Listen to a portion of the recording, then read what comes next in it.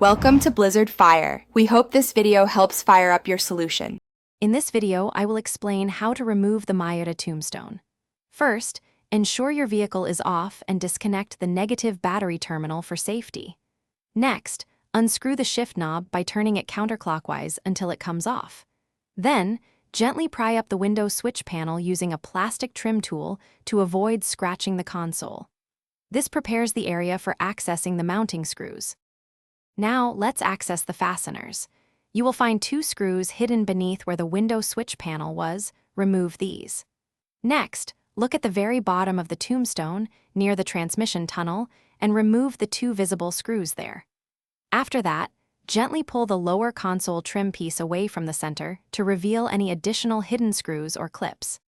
With the screws removed, you can now carefully pull the entire tombstone assembly forward a few inches. This creates enough space to access the wiring behind it.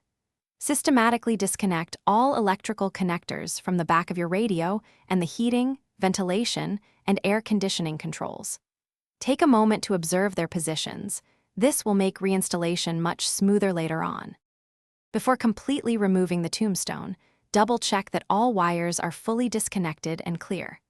Gently guide the entire assembly through the console opening, being mindful of any edges or remaining wires. Once free, you have successfully removed the Miata tombstone. Remember to keep all screws and small parts organized in a safe place for when you are ready to reinstall everything. Thanks for watching. If you found this helpful, don't forget to like and subscribe.